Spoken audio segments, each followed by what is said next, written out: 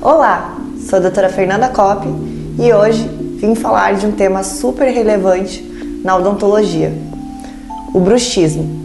O bruxismo é um hábito parafuncional que tem sido cada vez mais frequente aqui no consultório.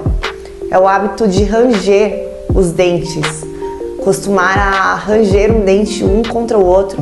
Frequentemente é mais comum pela noite.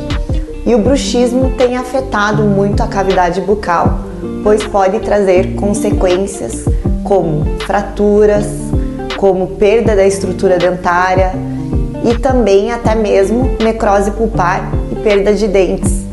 Outro hábito que é muito comum também e danifica muito a estrutura do dente é o apertamento, que é o hábito de apertar o dente, a arcada superior contra a inferior, com uma força.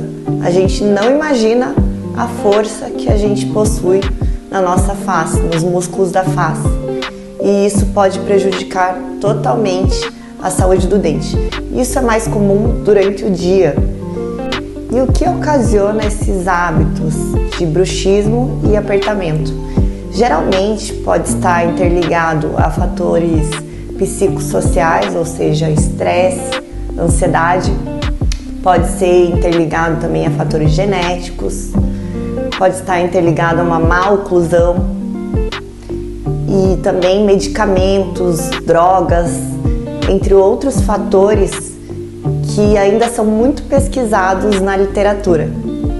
Então é muito importante, antes do tratamento, você identificar a causa.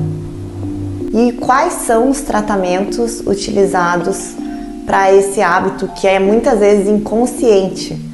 O tratamento do bruxismo ou do apertamento é através da conscientização primeiro, de você saber que você tem esse hábito parafuncional, e muitas vezes utilizar para o apertamento, que é mais comum durante o dia, lembretes, post-its e coisas que levem você a lembrar, a desencostar os seus dentes.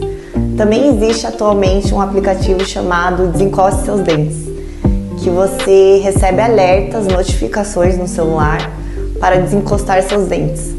Outro meio para tratar o bruxismo, o apertamento, é utilizar as placas oclusais. É muito importante a gente analisar o grau desse bruxismo para avaliar qual seria o tratamento mais necessário.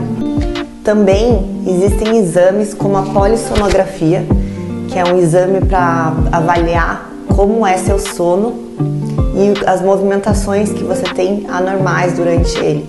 Aí a gente consegue verificar a intensidade desse bruxismo também. Caso você se identifique com algum desses sintomas, às vezes também algum cansaço ao acordar dos músculos da face, dores, procure um profissional que possa te atender com qualidade nessa área. E aqui no Instituto a gente possui profissionais especializados que podem te atender da melhor forma possível.